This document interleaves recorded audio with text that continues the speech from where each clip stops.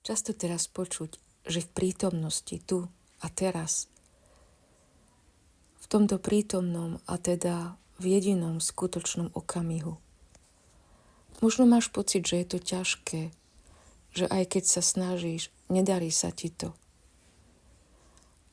A keď sa ti na chvíľu podarí zažiť naprostý pokoj, objaví sa vždy niečo, čo ťa z neho vytrhne. Áno, sú to myšlienky, ktoré sa v nás neustále vynárajú a tieto v nás vyvolávajú rôzne emócie. Tieto emócie, pocity sa nám zdajú tak autentické, že si ani nevšimneme, že ich predtým vyvolal nejaký prúd myšlienok.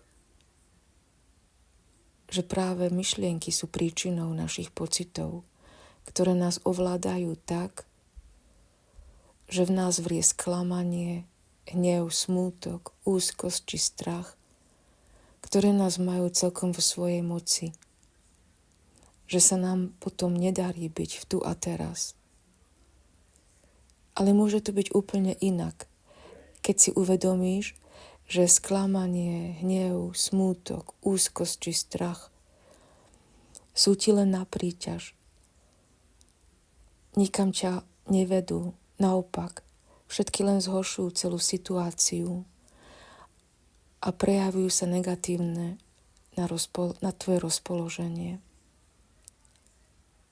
Zistíš, že tieto pocity sú absolútne nepotrebné a odvádzajú ťa z momentu prítomného okamihu. V prítomnom okamihu nemajú svoje miesto.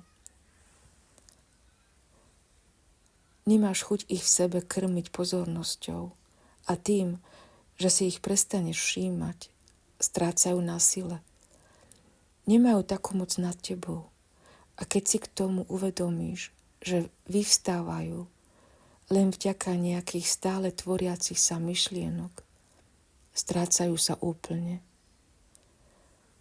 A vtedy ťa už nič nedokáže vytrhnúť z prítomnosti, pretože tá je tvoja taká tá pravá súčasť. Ako by si konečne vystrčil hlavu z bahna a mohol sa poriadne nadýchnuť. A tak máš možnosť začať všetko akoby poprvýkrát pozorovať. Nanovo ako dieťa, s ľahkosťou, zvedavo, cítiť vlastné bytie, len ho vnímať. To je vlastne to celé prebudenie. Byť tu a teraz, bez tunela myšlienok. Je to celkom jednoduché. Keď si túto celú hru tak uvedomíš, tak ti je to až smiešne, že si na to neprišiel skôr. A vtedy sa začneš rozpozerávať okolo seba, bez nejakého pomenovania vecí, nálepkovania, že to je lampa, cesta, strom, auto. Ale len cítiš, dýchaš, vnímaš, čo je okolo teba. Na to sú tu tieto vnemy, aby ťa doviedli k sebe, do tu a teraz. Podráždenie, zlosť, hnev, smútok, všetky tieto negatívne nálady nemenia situácie k lepšiemu, len ich zhoršujú. Pokojný duch v tebe naopak zostruje správny pohľad na vec a prináša riešenie. Umožňuje ti prestať vidieť ego druhého človeka, ktoré je len fantómom, takým istým, aký bol v tebe, keď si ešte svojim myšlienkam veril.